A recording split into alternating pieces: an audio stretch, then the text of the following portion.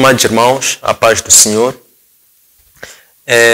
Vamos iniciar hoje com mais uma aula de ministração da Palavra do Senhor no livro de Marcos, capítulo 2, versículo 1 a capítulo 4, versículo número 20, tendo como tema a missão de Cristo na Galileia.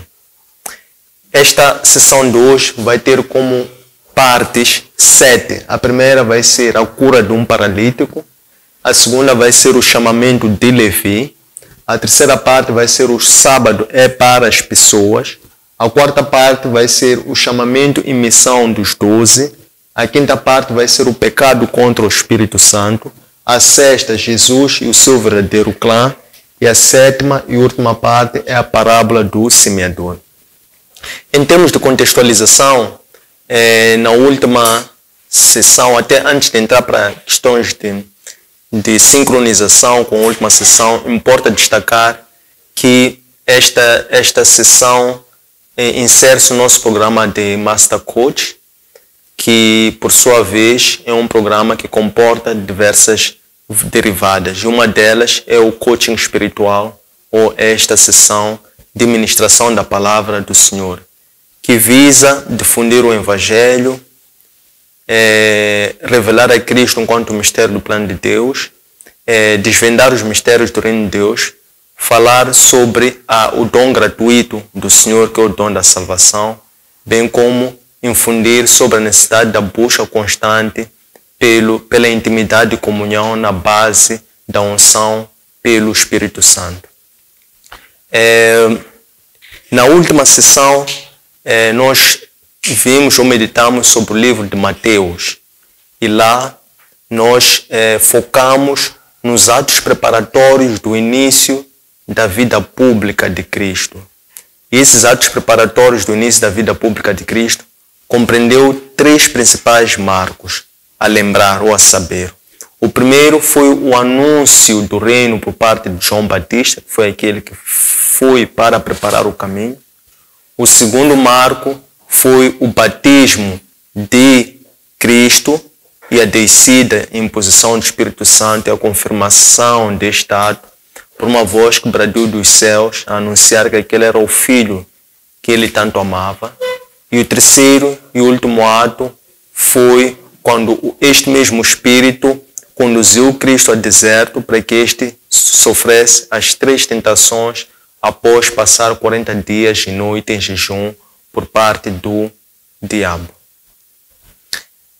Entramos agora para o livro de Marcos e queremos aqui aprofundar sobre o início do ministério de Cristo. E este, de acordo com o Evangelho de Marcos, teve lugar na Galileia. Importa aqui salientar que dos 4 evangelhos, o livro de Marcos é o livro que é mais curto em termos de extensão. E defende-se que este foi o primeiro dos 4 evangelhos que foi escrito. E atribui-se a sua autoria a um homem de nome João Mateus. O que o Evangelho de Marcos defende? Basicamente, o Evangelho de Marcos apresenta Cristo enquanto um Messias sofredor, diferentemente da narrativa de um Messias triunfante. De acordo com o teólogo evangelista, ele defende que o triunfo de Cristo deveu-se muito à sua obediência ao Pai e muito ao fato de ele ter desvendado o mistério do sofrimento. E é assim que ele foi afrontado, foi rejeitado por seus próprios familiares, incluindo pelos aqueles que depois constituíram seus inimigos, que eram os fariseus, os doutores nas leis e os saduceus. Então, é sobre isto que nós queremos hoje tratar. No que concerne a cura de um paralítico, sucede que nesta fase Cristo já tinha tomado conhecimento que João Batista havia sido preso. E quando ele teve este conhecimento, ele então começou na zona do litoral a identificar os seus primeiros discípulos. É assim que ele passou por 2 que estavam a lançar as suas redes de pesca para o mar, designadamente o Simão e o seu irmão André. Ele chamou esses dois e propôs-lhes a que lhes ensinasse a pescarem pessoas. E estes, aceitando, seguiram-lhe. Ele continuou pela litoral, depois encontrou outros dois. Esses dois são filhos de Alfeu. Ele assim encontrou esses, eram consertantes de redes de pesca. Eles estavam no barco do seu pai. Então ele convidou-lhes para que eles lhe seguissem, e esses deixaram os seus afazeres e seguiram-lhe fielmente. Então assim continuou. É quando nessas alturas ele decide, a multidão, por causa dos atos que ele costumava fazer, começou a chamar muita atenção das pessoas, e as pessoas começaram a seguir-lhe, levando junto a ele as suas preocupações, os seus problemas, as suas enfermidades, as suas doenças, para poderem, junto a ele, encontrar a libertação. Então, nessa altura, Cristo entra em sua casa e uma multidão foi atrás dele e a porta ficou totalmente abarrotada de pessoas que nem sequer havia passagem.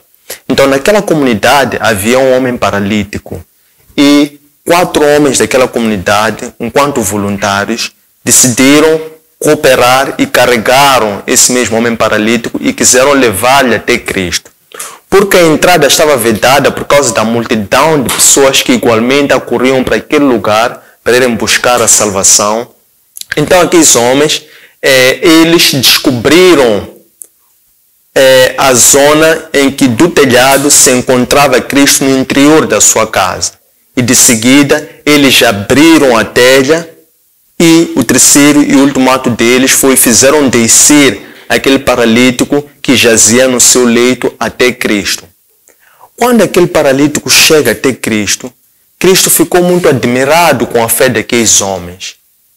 A fé, neste caso, que foi a atitude que aqueles homens demonstraram pela forma corajosa, sem olhar para meios, que demonstraram a sua fé através daquela atitude de levarem um paralítico junto dele a partir do telhado, reconhecendo assim que a salvação vem do alto. Eles levaram o paralítico até Cristo. Quando Cristo viu aquele ato, admirado pela fé daqueles homens, ele vira-se para o paralítico e diz: Filho, os teus pecados foram perdoados. Quando ele diz isso, estavam ali no meio, naquela multidão, alguns fariseus. Esses fariseus começaram a discorrer no seu coração, a dizer que isto é blasfêmia. Como pode um homem dizer que cura pecados de uma outra pessoa? Não é Deus quem isso faz. Então Cristo percebeu, sentiu este conflito que estava no coração daqueles fariseus. E ele responde-lhes da seguinte forma: o que é mais fácil? É perdoar o pecado do paralítico ou lhe liberar a cura? Então ele prosseguiu, dizendo que vocês não acreditam que o Filho do Homem tem poder de curar todas as pessoas? Pois bem, eu agora vos digo. Virou-se para aquele homem paralítico e disse: levanta-te e leva a tua catre, que é o leito que ele jazia, e anda. E aquele homem levantou-se e pôs-se a andar. E as pessoas ficaram admiradas, dizendo que nós nunca vimos isso a suceder. Depois disso acontecer, então Cristo saiu daquela zona da sua casa, foi até a zona da beira-mar. E fazendo-se pela beira-mar, ele começou a peregrinar e viu ali Levi. Levi, que é também chamado Mateus, que foi um desses discípulos, foi o 5º discípulo que foi chamado por Cristo, porque ele já tinha recrutado 4. Levi era um cobrador de impostos. E como tal, os judeus consideravam pessoas que eram cobradoras de impostos, consideravam como pecadores, consideravam que eram pessoas leprosas, consideravam que eram pessoas impuras.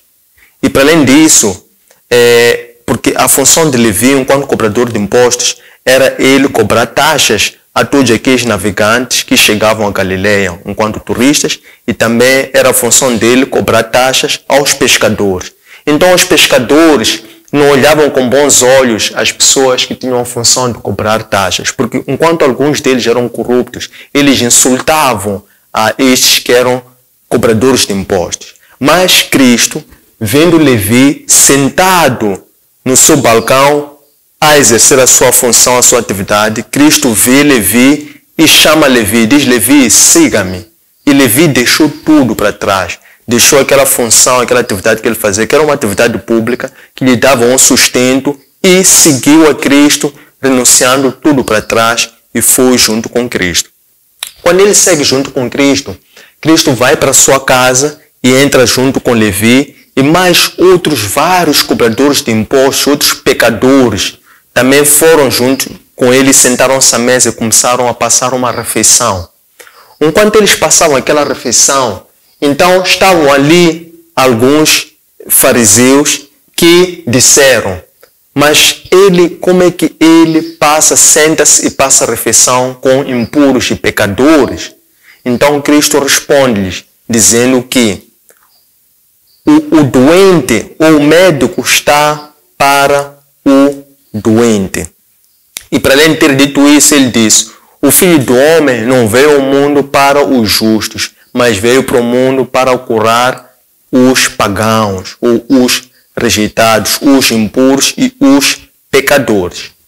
Então, tendo ele dito isso, Cristo retira-se dali e então Cristo vai para uma seara. Então, quando ele se faz a seara, os seus discípulos foram atrás junto a ele. Então, os seus discípulos começaram a recolher espigas.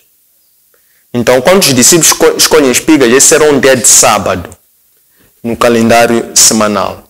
Enquanto eles faziam isso, os fariseus começaram a olhar, a dizer: nós queremos ver o que é que eles vão fazer num dia como hoje de sábado. Então, eles continuaram calmamente a colher.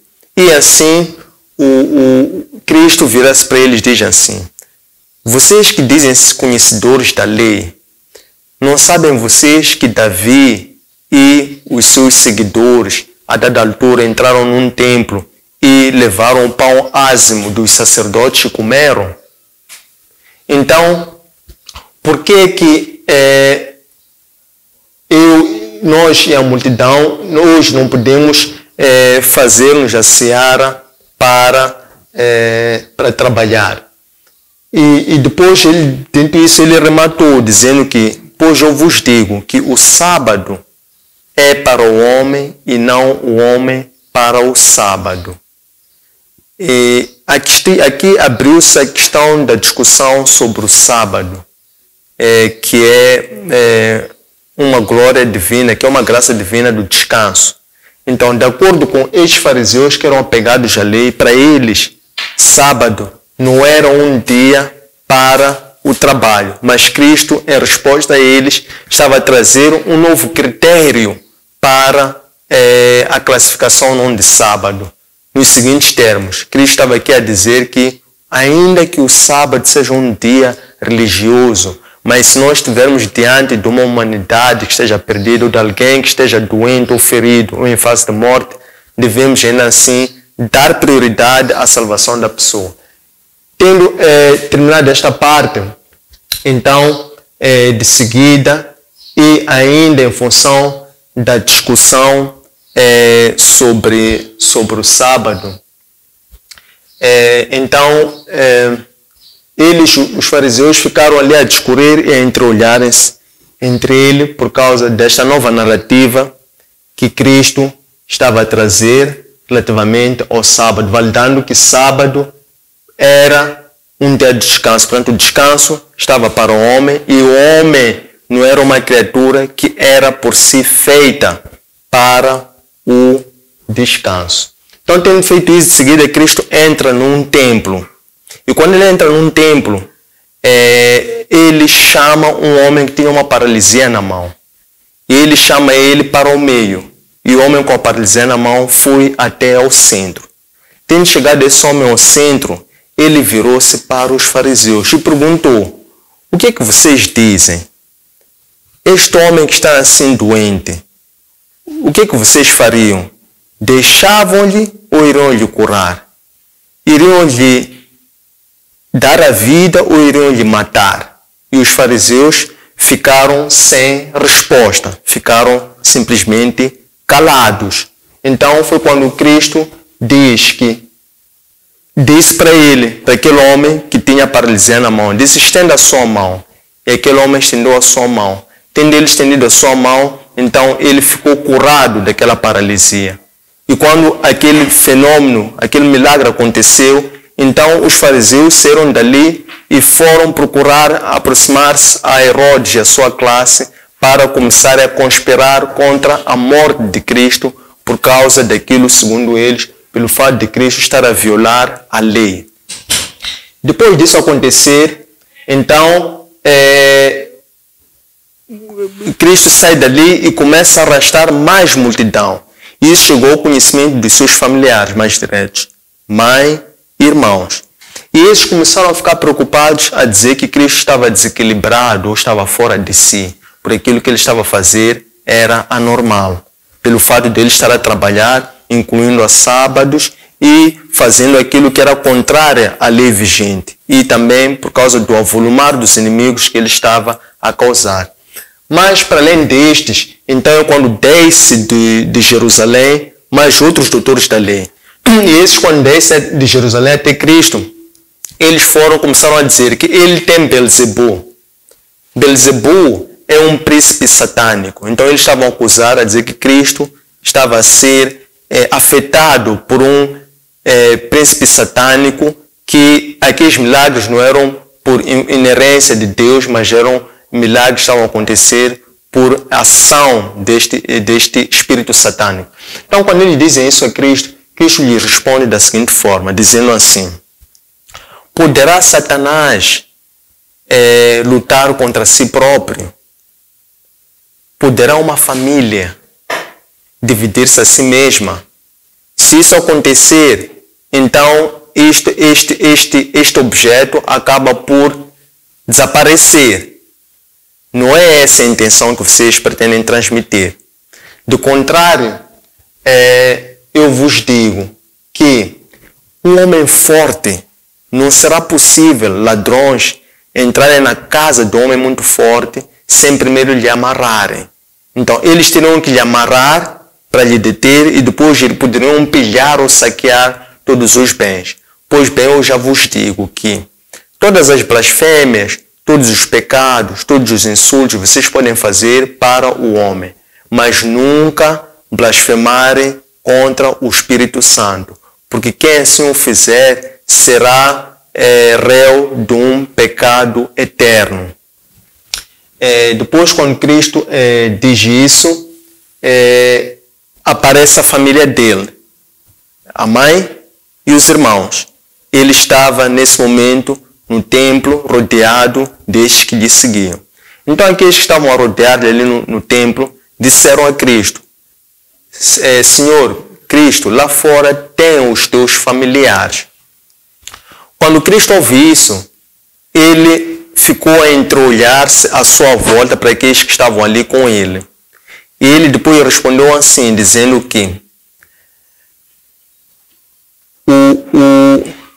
quem é meu irmão, quem é meu familiar ou quem é minha mãe, são estes que estão aqui comigo. Porque somente aquele que seguir e que servir a Deus, esse sim é meu familiar, esse sim é meu irmão, esse sim é minha mãe. Depois dele ter dito isso, então ele sai, ele sobe para um monte, e quando ele sobe esse monte, ele depois escolhe 12 daqueles que lhe seguiam e instou para que eles subissem para junto dele lá no monte.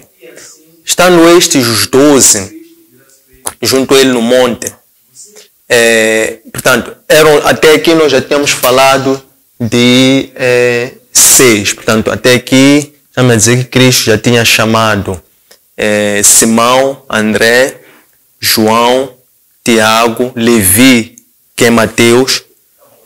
Depois vieram mais outros, Filipe, Judas, que o traiu. Pronto, foi todo o número de 12. Então ele chamou daquela multidão que lhe seguia, ele pediu que 12 subissem até o monte para irem junto a ele.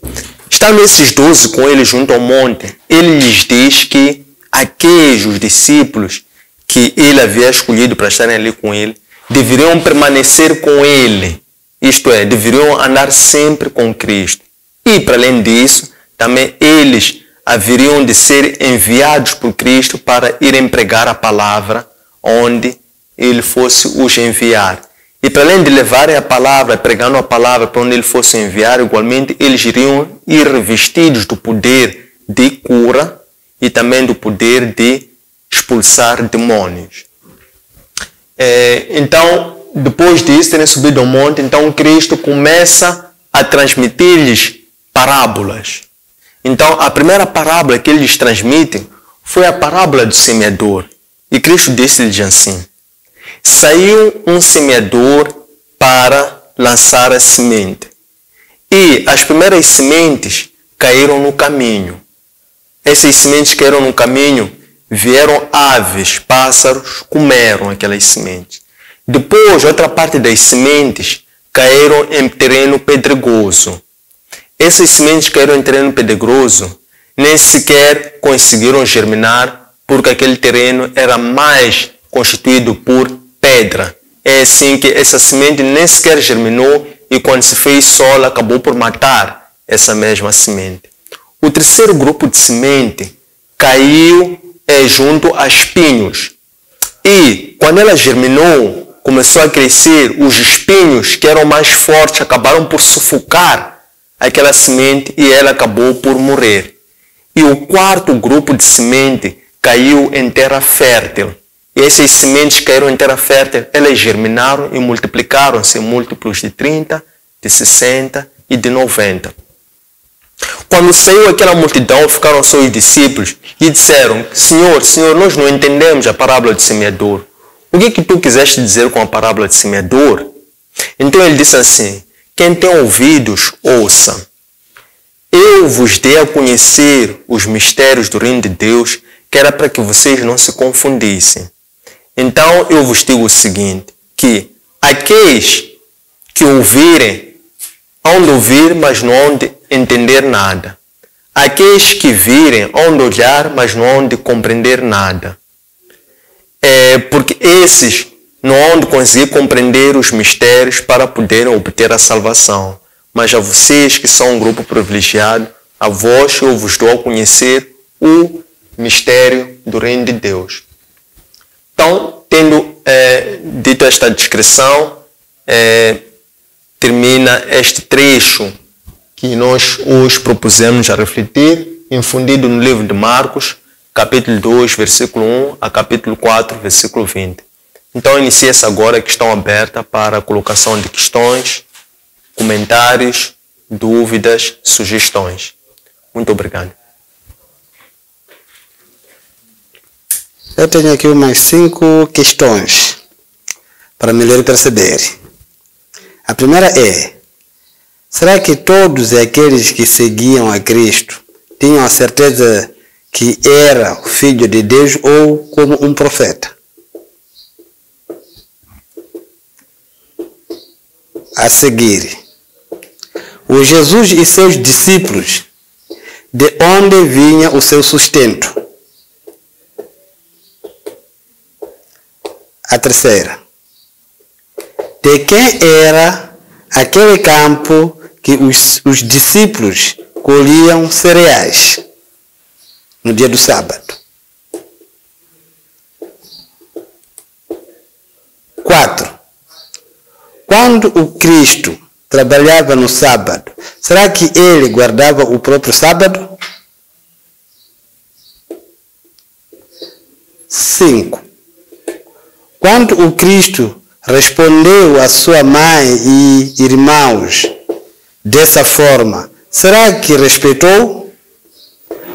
Porque na Bíblia está escrito que todo o filho deve respeitar os seus pais. E esse respeitou? Obrigado. Os familiares do Cristo, eles duvidaram dos poderes dele. sabendo que ele é um santo. O porquê?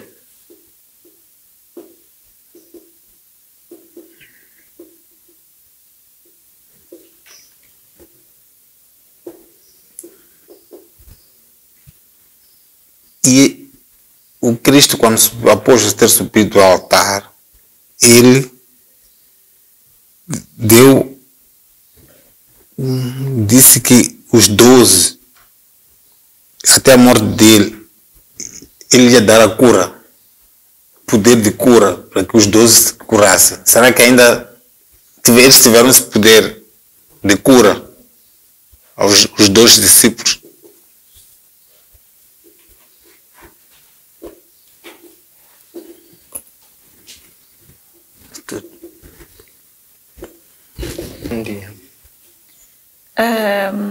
Eu tenho, creio que 3 questões.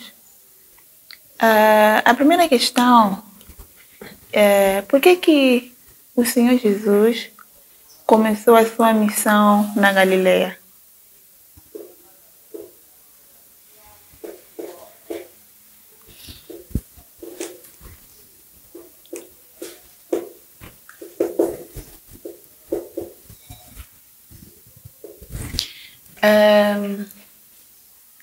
O Senhor Jesus sempre falou em parábolas.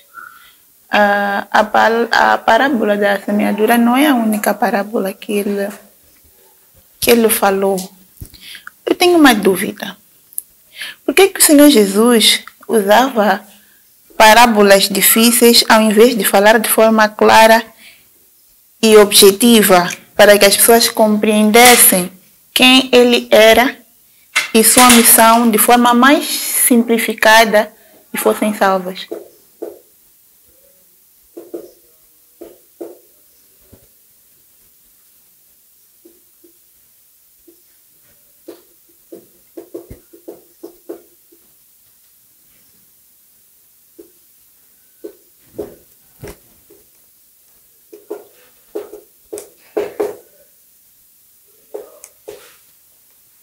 Bom, a terceira pergunta é uma dúvida e creio que seja uma pergunta que eu já queria fazer, mas vou aproveitar este momento para fazer. O coach falou sobre a cura de um paralítico e a missão dos 12 apóstolos, que era de anunciarem o evangelho e curarem as pessoas em todo o mundo, né? Ok. Atualmente temos visto pessoas que testemunham ou que são testemunhos desses milagres que aconteceram antigamente e que hoje também acontecem. Essas pessoas que realizam esses milagres se intitulam profetas, apóstolos.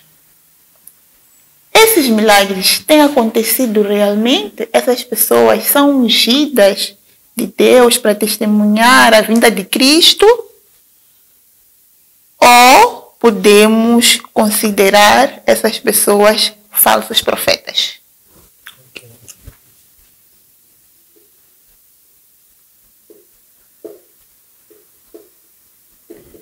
Por que eu pergunto isso?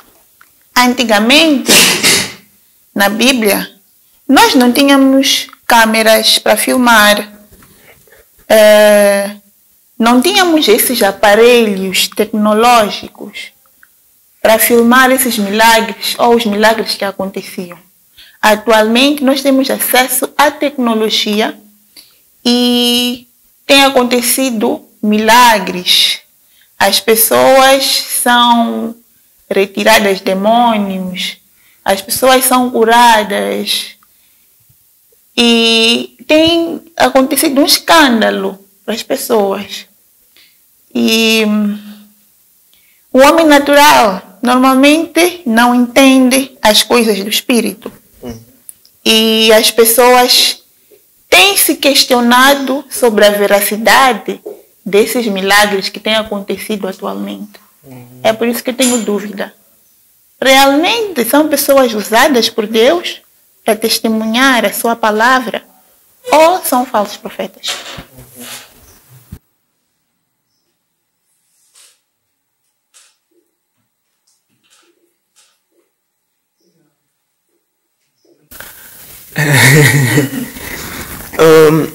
Eu gostava de saber qual foi a missão de Cristo em Galileia. A minha questão é o tema de hoje, na verdade. Qual foi a missão de Cristo em Galileia?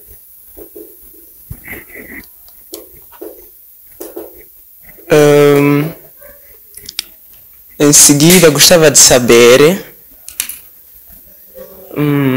o que significa semente.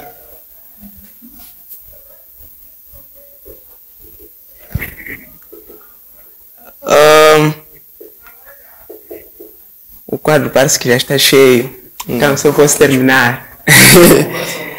Eu gostava de saber o que significa ser apóstolo.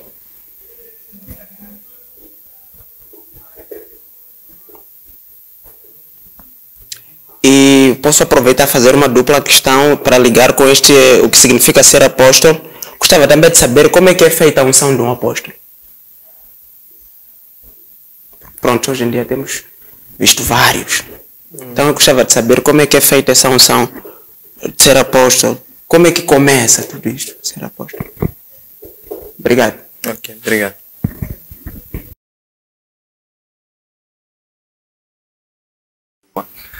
Eu tenho uma questão e uma ligada a essa primeira questão. A primeira questão que eu tenho é por que Jesus curou um paralítico e que tipo de mensagem ele tinha, que mensagem ele queria transmitir, desculpa, ao curar o paralítico. Ok, estimados irmãos, muito obrigado por estas questões que foram colocadas, que são questões muito próprias e muito ligadas ao que nós discorremos ao longo da sessão de hoje, cujo tema foi Missão de Jesus na Galileia. Então vou passar a responder as questões de acordo com a ordem cronológica pelas quais elas foram colocadas. A primeira é: será que todos que seguiam a Cristo tinham a certeza que ele era filho de Deus ou um profeta? Nem todos que seguiam a Deus, que seguiam a Cristo, tinham a certeza que ele era filho de Deus ou um profeta. Eles tinham entendimentos, percepções diferentes. E eles revelaram isso também em diversos momentos em função da fé que manifestavam para com Cristo, da fé que demonstravam sobre o entendimento que tinham do que estavam a vir e a testemunhar, e também, por último, da forma como eles próprios descreviam ou diziam quem era Cristo para eles. E isso nós vimos que os conhecimentos, os entendimentos eram completamente diferentes. É interessante notar que quando, neste trecho, olhando para este trecho, quando Cristo libertava algumas pessoas de espíritos satânicos, aqueles mesmos espíritos diziam em viva voz: tu és o Messias. Então revelava-se mais o testemunho e a confissão de que Cristo era filho de Deus, até pelos demônios que entravam nas pessoas, do que as próprias pessoas na sua lucidez. Que pessoas? Estamos a falar dos próprios familiares, até inclusive os próprios discípulos. Os próprios discípulos, eles foram conhecendo a verdadeira missão e a intensidade do ministério de Cristo ao longo do tempo em que eles conviveram com o próprio Cristo. É assim que até inicialmente o próprio Cristo fazia questão de não se expor. Quando um e outro dizia que tu és o Messias, ele depois fazia questão de dizer, ou quando ele libertava ou curava um e outro, ele também fazia questão de dizer para que eles não publicassem. Mas em outros momentos, ele era muito frontal e direto com os seus inimigos. Quem são os inimigos? Os fariseus, os saduceus e os doutores da lei. A esses ele não perdoava. A esses ele dizia de uma forma incisiva que ele era filho do homem e que ele tinha o poder sobre o céu e sobre a terra. A esses ele não se esquivava. inclusive para os espíritos imundos que entravam em algumas pessoas que sofriam algumas enfermidades. Quando essas pessoas começavam a manifestar-se, esses mesmos espíritos testemunhavam, confessavam que Cristo era o Senhor. Mas ele depois não forçava ninguém. Ele deixava cada um ao seu tempo, no seu momento, ter um entendimento, uma percepção orgânica e as pessoas amadurecerem com a fé de uma forma compassiva, de uma forma cronológica, de uma forma também escatológica. Não é? Ele não forçava o entendimento, nem a percepção de dar-se a conhecer, principalmente para os seus. Ora, ele estava muito ciente que para os seus, que é aqueles que ele chamou para junto dele, que eram seus discípulos, a missão dele para com eles era treiná-los, era empoderá-los, era acima de tudo lhes transmitir os mistérios do reino dos céus, para que eles depois pudessem dar continuidade a esta missão. Mas ele, veja, quando ele escolheu a esses, ele não escolheu a eles em função dos méritos, em função daquilo que era o potencial, do reconhecimento que eles tinham na comunidade, porque ele até escolheu as pessoas com as mais diversas ocupações, experiências, e até pessoas que até a nível das comunidades, algumas até eram rejeitadas, eram ignoradas, eram injuriadas, eram insultadas, como foi o caso de Levi. Então, ele escolhia os seus em função da capacidade que esses tinham de poderem relegar, renunciar a tudo e seguirem a ele como uma missão. O que nós queremos dizer seguirem a ele como uma missão? É que a estes que ele chamou, ele usou uma autoridade natural que ele tinha, porque Cristo era um líder carismático, ele era um líder natural, que ele andava porque ele vestia-se de honra e dignidade na sua veste, na sua fala, no seu posicionamento e na firmeza com que ele falava e comunicava-se. Ele tinha um poder de comunicação. Então, à medida que ele ia, infundia a estes, tocava a estes, chamava, desafiava, aqueles passaram a crer no sobrenatural em função da eloquência com que ele se apresentava, esta dignidade, esta honra, esta certeza e esta confiança que ele transmitia através do poder da palavra, por ser um líder carismático. Então ele estava ciente que o papel dele era formar líderes, formar discípulos, formar pessoas que pudessem aceitar e seguir a sua missão. Qual é essa missão? Carregar a cruz e seguir os passos do Mestre. Era tão somente isso que ele prometia, ele não prometia nada a não ser isso.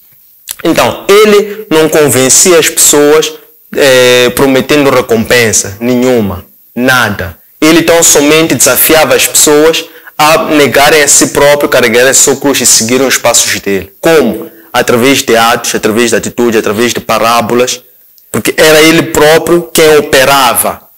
Ele não ensinava somente dizendo, ele ensinava fazendo, ensinava transmitindo a palavra, ensinava operando, não é? Admoestava, corrigia, repreendia os seus discípulos. Ele fazia um trabalho a 360 graus com os seus discípulos. É por isso que ele dizia, aqueles que ele chamou e escolheu, ele disse, vocês têm que estar aqui comigo. Esse era um dos pré-requisitos.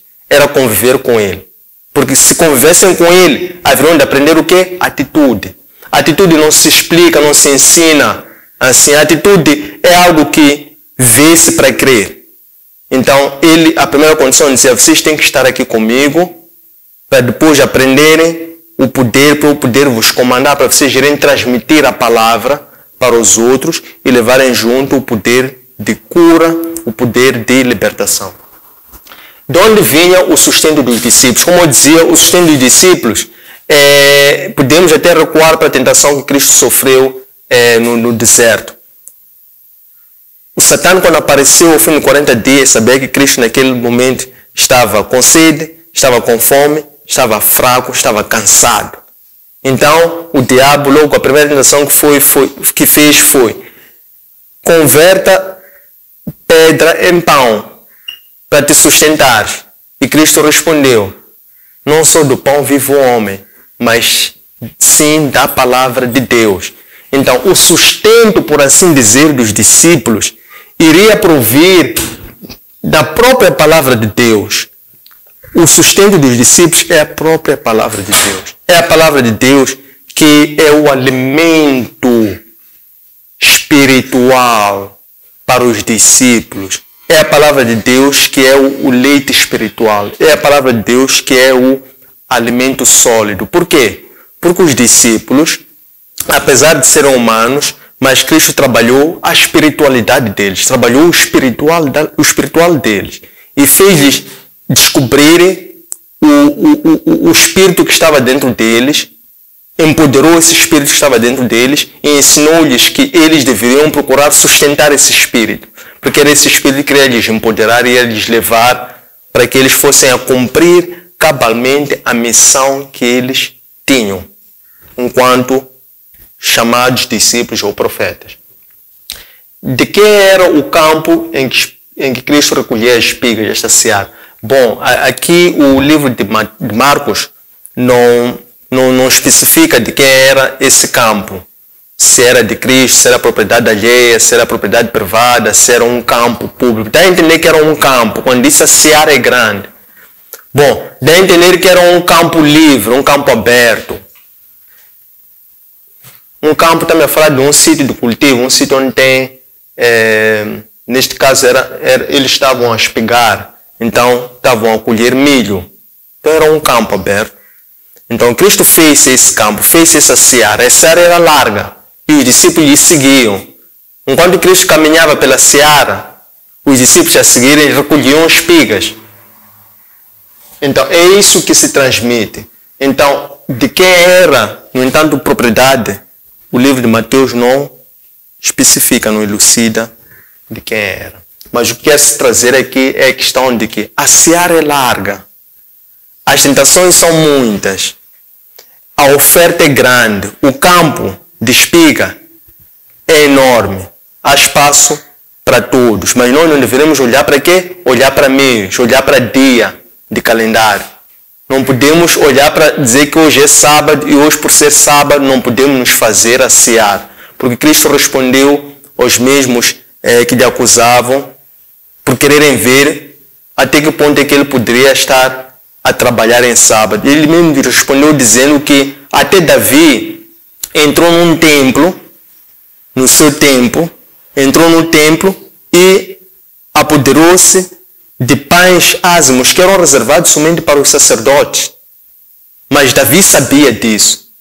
Davi conhecia a lei. Davi era o rei. Mas ele ainda assim levou aquele pão que era reservado para os sacerdotes e ele alimentou-se a ele e aqueles que estavam com ele. Então, este aqui é o sentido. Será que Cristo guardava o sábado? Podemos encontrar uma resposta, um subsídio a isto, olhando para aquilo que Cristo trouxe-nos como proposta do que é sábado. Porque Cristo disse-nos que o sábado é para o homem e não o homem para o sábado. O que Cristo quer com isso dizer? Ele quis com isso dizer que o homem não foi feito para o descanso. O descanso é que foi feito para o homem. Então, Cristo, ele não guardava o sábado, porque ele não olhava para o sábado, no entanto, que a lei. Ele olhava para o sábado como uma oportunidade de trabalhar, de servir a comunidade, porque ele sabia que ele veio ao mundo para servir. Então, ele não olhava para o dia de calendário. Ainda que fosse um sábado, que por lei era um dia reservado ao descanso, ele fazia desse dia reservado ao descanso para salvar pessoas, para cumprir a sua missão. Quando Cristo respondeu à sua mãe e irmão, será que os respeitou? Porque a própria palavra diz que todo filho deve respeitar o seu pai. Cristo, quando respondeu assim, eu não penso que ele os desonrou nem os desrespeitou. Cristo, ele estava muito ciente e lúcido do que estava a fazer, qual era a sua missão. Naquele momento, ele, até certa altura, se nós recordarmos um dos evangelhos, ele disse que eu vim para trabalhar para o meu pai. E ele deixou claro quem era o pai dele. E ele deixou por assim claro qual era a sua missão, sobretudo dentro, no seio da família.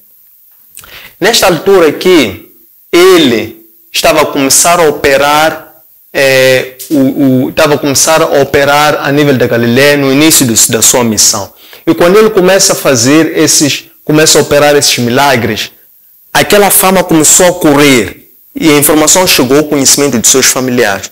E seus familiares ficaram preocupados. Aquilo foi preocupação, que acharam que ele estava fora de si. Então eles, quando foram para lhe deter, para lhe pôr a mão, era mais para o proteger. Porque achavam que ele estava desequilibrado. Que ele não estava consciente do que estava a fazer. Que ele estava a operar milagres a um ponto que nem ele próprio tinha consciência do que estava a fazer. Então foi por isso que os familiares foram para ele, no sentido de lhe chamar a lucidez ou chamar a consciência. Mas ele estava plenamente consciente do que estava a fazer. Até porque quando a família chega, ele estava naquele momento a ensinar os seus discípulos que estavam a rodeá-lo. Então quando ele responde isso para os discípulos, não respondeu isso diretamente para a mãe e os irmãos. Porque são os discípulos que disseram, lá fora está os teus familiares, a tua mãe e os teus irmãos. Então ele olhou para a sua volta e disse, os meus familiares, a minha mãe, os meus irmãos, são vocês. Portanto, todo aquele que obedecer à vontade do Pai, esse sim é meu irmão, é meu familiar. Então eu não vejo aqui um desrespeito, por assim dizer, nesta atitude, porque ele estava a ensinar os seus discípulos. Ele sabia qual era a missão na face da terra. A família que estava confusa, é que estava ansiosa, porque achavam que ele estava fora de si, estava desequilibrado, mas ele estava muito lúcido e consciente do que estava fazendo. Os familiares de Cristo duvidaram dos seus poderes, sabendo que ele era santo. Por quê? Porque nem os próprios familiares também não conheciam a Cristo. Cristo foi rejeitado primeiro em casa. Foi rejeitado na comunidade. Foi rejeitado pelos próprios judeus. Em algum momento até foi rejeitado pelos discípulos que lhe negaram. Então Cristo não era uma pessoa de fácil compreensão, porque ele não era pessoa. Ele era Deus. Ele foi a sabedoria encarnada. Então, o que acontece é que estava escrito que esses todos haverão de lhe rejeitar. É isto que o Evangelho de Marcos tenta destacar. No Evangelho de Marcos, o que se traz a lume foi os desafios que Cristo enfrentou enquanto o Messias sofredor. O livro de Marcos, o Evangelho de Marcos, não retrata Cristo enquanto o Messias triunfante, mas sim como aquele que sofreu perseguições, tentações, rejeições de todas as pessoas, família, os líderes religiosos, os próprios discípulos, né? E isto é o que o Evangelho de Marcos tenta salientar.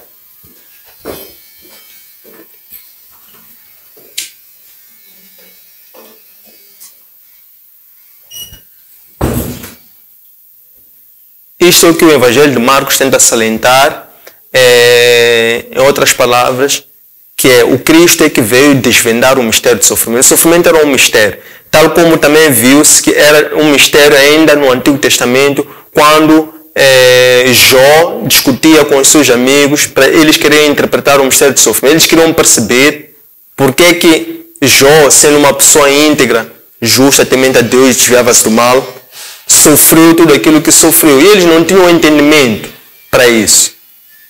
Não tinham entendimento. Então Cristo em pessoa, ele veio para desmistificar o mistério do sofrimento. Foi ele em pessoa que foi enviado como o Cordeiro de Deus. Foi ele em pessoa que veio para assumir todo um sofrimento, que ele sabia que aquele sofrimento era a sua glória. Então, a lição que ele deixa para os cristãos é que a glória está no sofrimento. Para quem? Quem sofre com alegria. Quem entende, defenda o mistério do sofrimento, porque é no sofrimento que está o poder. É isso que Cristo estava a transmitir, é isso que Cristo veio fazer. Será que os 12 discípulos ainda têm o poder de cura e libertação que o Senhor os designou no monte? Monte o que é? Monte é o lugar de revelação. É o lugar onde Deus se revela. E Cristo, quando sobe ao monte, é porque ele queria dar essa revelação aos 12 que ele escolheu. Porque ele escolheu 12 e chamou os 12, mas estava uma multidão lá embaixo. Era uma multidão que lhe seguia. Ele escolheu 12 e pediu que 12 subissem. Para quê? Para que ele revelasse os mistérios do reino dos céus. Para que ele os chamasse e os confiasse uma missão, que é de serem os seus discípulos, que é de serem cristãos, que é de serem apóstolos. E para além disso, é que o próprio Cristo, ele era a revelação de Deus. Então, ele subiu ao monte para ele se revelar enquanto um mistério do plano de Deus para os seus discípulos. Então, a questão é se os discípulos ainda têm o poder de cura e libertação que o Senhor os designou no monte. Então, os discípulos quem são? São aquelas pessoas que aceitam essa missão. São aquelas pessoas que seguem a Cristo.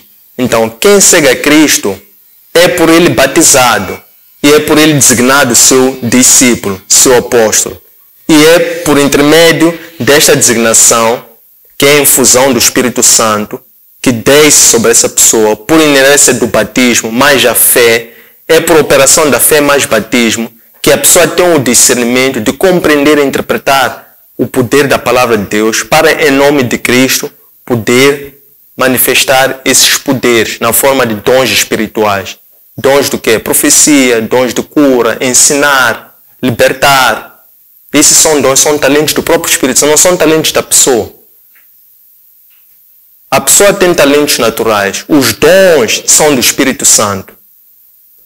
O Espírito Santo é que age para esta pessoa por intermédio da fé e desse mesmo batismo, para a pessoa, em nome de Cristo, operar esses dons, milagres, que são do próprio Espírito Santo. Então, os discípulos sim têm o poder de cura, têm o poder de libertação, mas os discípulos têm ainda, mais importante do que isso tudo, têm ainda mais importante o discernimento. Que é o quê? Quando ele estava a explicar a parábola do semeador, ele disse que a vós foi dado o poder de interpretar. Porque há muitas pessoas que leem a palavra de Deus. Todas as pessoas podem ler a Bíblia. Todos os dias, todo momento. Mas o discernimento, que é a capacidade de interpretação dessa palavra e fazer uso dessa palavra, aplicando na sua própria vida, e a coragem que a pessoa tem de colocar a sua própria vida ao serviço do Evangelho, isso é para alguns, é para os escolhidos. São para pessoas que estão capacitadas. Mas mesmo essas pessoas, ainda que estejam capacitadas, esta capacitação em si não é um fim. Isto é algo que se trabalha todos os dias. Porque se os dons e os talentos não forem usados para o plano do Senhor, esses dons são retirados. Porque esses dons não pertencem à pessoa, são dons do próprio Espírito Santo. Porque Jesus começou a sua missão na Galileia? Começou em Cafarnaum. Cafarnaum foi uma cidade pequena. Foi escolhido como um ponto pequeno, mais despercebido. É porque estava assim escrito os profetas anunciavam que ele haveria de iniciar de um ponto mais discreto, mais pequeno. Ele quando saem do Egito, o anjo anuncia a José que poderiam voltar. Eles quando voltam não foram se fixar em Belém, porque eles souberam que ainda ocorriam riscos lá, os mesmos riscos que fizeram com que eles saíssem de Belém e fossem para o Egito. Então, quando eles voltam, vão se fixar na Galileia.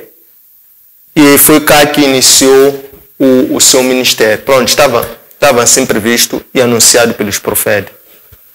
Porque Jesus usava parábolas, uma forma assim difícil de ensinar ou transmitir os seus oráculos, os seus ensinamentos, de infundir a palavra para os seus discípulos. Eu penso que na própria parábola do semeador, ele responde a isso, né? Quando ele diz que tem os escolhidos, tem os rejeitados, tem o trigo, tem o joio. Naquela parábola ele diz: a vós é-vos dado o poder de interpretarem os mistérios. Por quê? Porque o reino dos céus é um mistério. E para a pessoa ter a chave de compreender esse mistério, então a pessoa tem que ter um dom. E esse dom é o discernimento. O discernimento é a chave que Deus atribui a algumas pessoas. Para quê?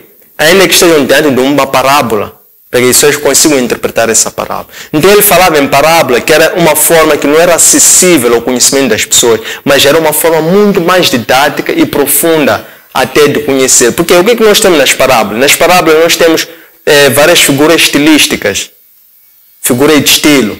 Temos ironia, temos exagero, temos comparação, temos metáforas, né? E a própria parábola, que é uma figura estilística por si.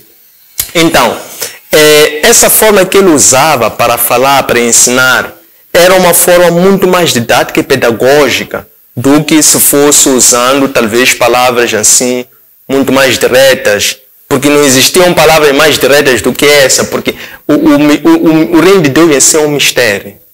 É um mistério. Então, por isso é que ele falava daquela forma. Por quê? Porque sobre o reino dos céus, todos vão ouvir, mas poucos vão compreender.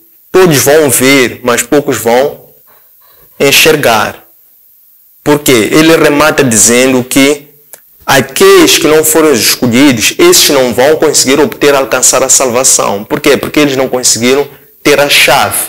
Que é a chave? É ter o discernimento. Discernimento para quê? Para interpretar os mistérios do reino dos céus. Porque o poder de cura e libertação operada nos dias de hoje são operações do Espírito Santo ou dos falsos profetas. Bem, também a palavra de Deus diz que o seu povo perece por falta de conhecimento.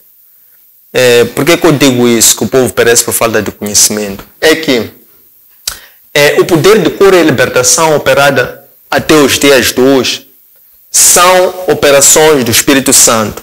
O que acontece é que houve uma certa altura, uma passagem no texto bíblico em que os discípulos aproximam-se a Cristo e dizem que nós vimos alguns que não são dos nossos a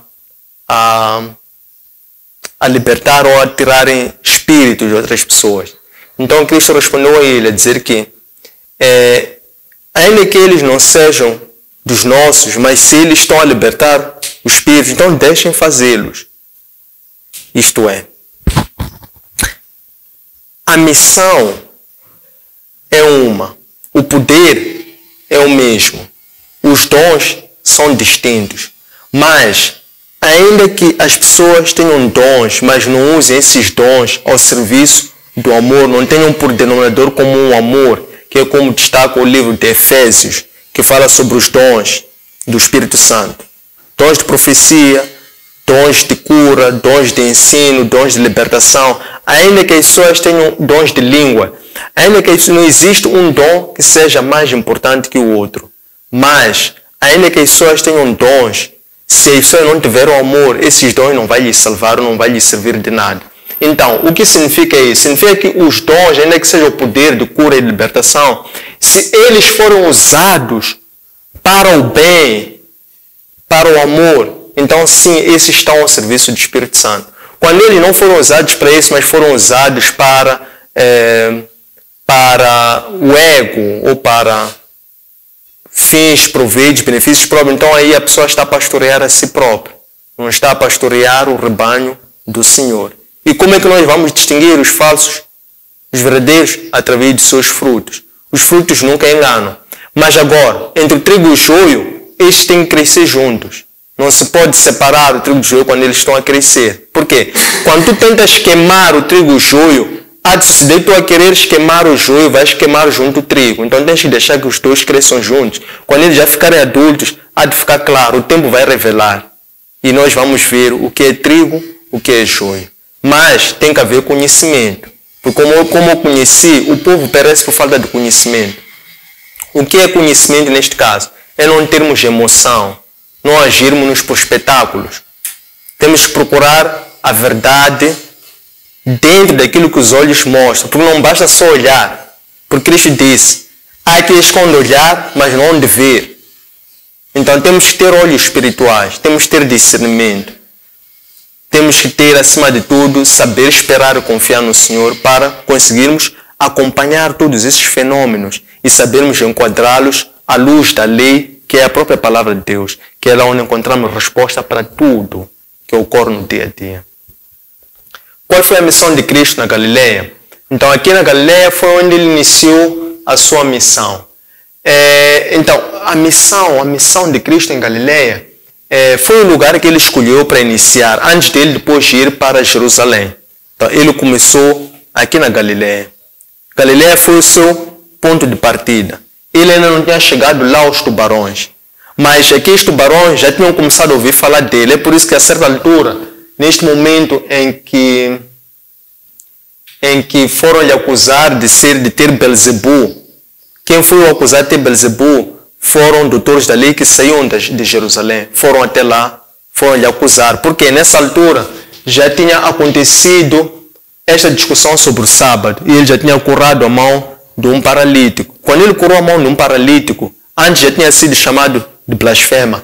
Ele tinha sido chamado de blasfema pelo fato de ele ter curado um paralítico. Depois foi-se avolumando as acusações. Quando ele cura no dia de sábado, então eles ali já tiveram motivo para irem junto a Herodes e começarem a conspirar contra a morte de Cristo. Mas ele ainda estava na Galileia. E essa fama começou a correr, começou a sair. Chegou ao conhecimento dos outros que estavam em Jerusalém. E esses desceram até lá para irem lhe acusar de ter Belzebu.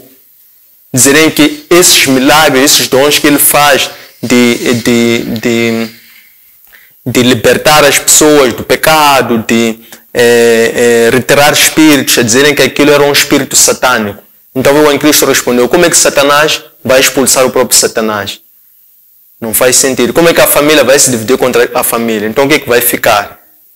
Depois foi quando ele alertou-lhes, rematando sobre o perigo da blasfema contra o Espírito Santo. O que significa semente? Muito interessante. Então, parábola do semeador. Semente, o que é que significa? Semente significa a palavra de Deus. A palavra de Deus é lançada, é infundida, é a semente de Deus. A semente de Deus está na palavra. A palavra é que é o sustento. O pão é a palavra. Então, a semente, o que é a palavra? A palavra, à medida vai sendo lançada, vai sendo discorrida, vai sendo apresentada, vai sendo partilhada. Porque a palavra, o que é o maná. Nesse maná que sustentou o povo de Israel quando atravessava o deserto, esse mesmo povo depois era mal agradecido com aqueles que lhes davam o maná. Rejeitaram o próprio maná. Então, a palavra de Deus é que é o sustento.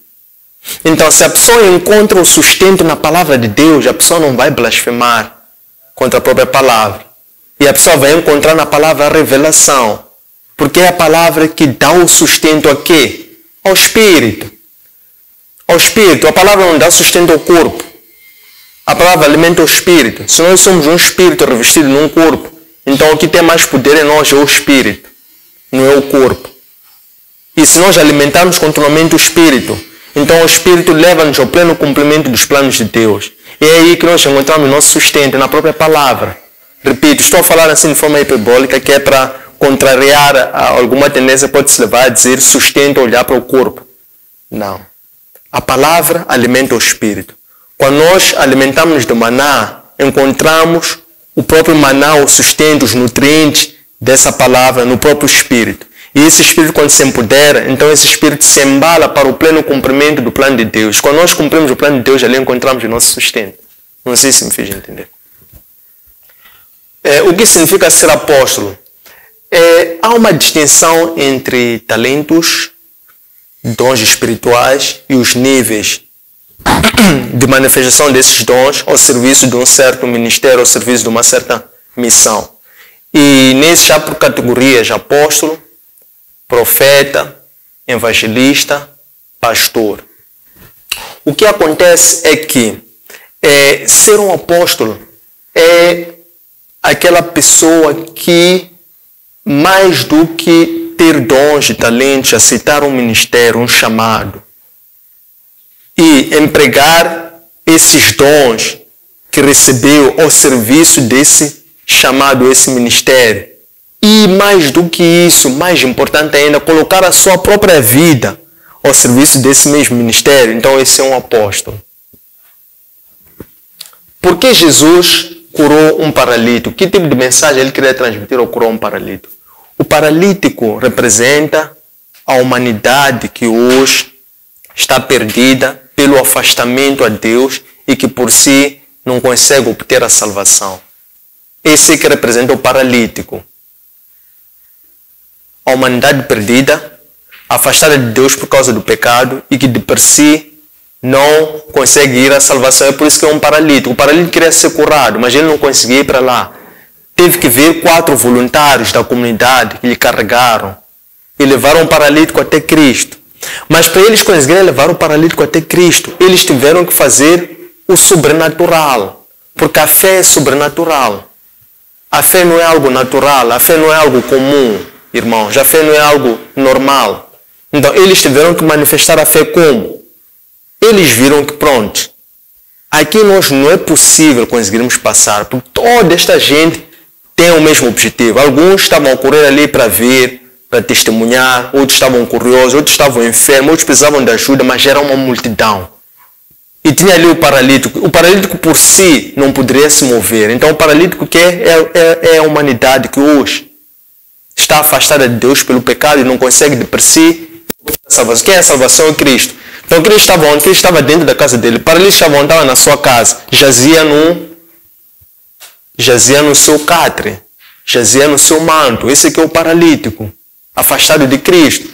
Teve que aparecer 4 voluntários, daí o poder da oração, o poder da fé, porque em livro de Tiago, capítulo 14, diz que a fé é poderosa e eficaz. Quem estiver doente, chame presbíteros, que outros homens da comunidade manifestem a sua fé, orem por essa pessoa, que a cura vai se manifestar. Então a fé manifesta, essa fé não é na palavra, não fica na letra. A fé são atitudes. Então, quando aqueles 4 homens voluntários carregaram, tiveram a coragem de perceber que a melhor forma de levar o paralítico até Cristo era fazer algo sobrenatural. Eles descobriram qual era a posição da cobertura da casa que iria dar diretamente onde Cristo estava sentado dentro da casa. Eles foram até aquele ponto, descobriram que é aqui, depois abriram a telha e depois de seguida fizeram descer o paralítico por cima do manto até Cristo. Quando o paralítico chega a Cristo, Cristo ficou admirado com a atitude de fé daqueles que lhe levaram. E logo Cristo disse: filho, os teus pecados estão perdoados. Por causa do quê? Da atitude de fé. Então a fé é que manifesta esse poder, né? A fé, o batismo e agir em nome de Cristo. Tendo chegado a esta parte, deixo ficar os pontos pelos quais podem encontrar esta lição de hoje, designadamente na nossa plataforma Facebook, Antônio Sende_oficial, YouTube, Antônio Sende_LDA e no nosso aplicativo Elo App. Um abraço, luz e até breve.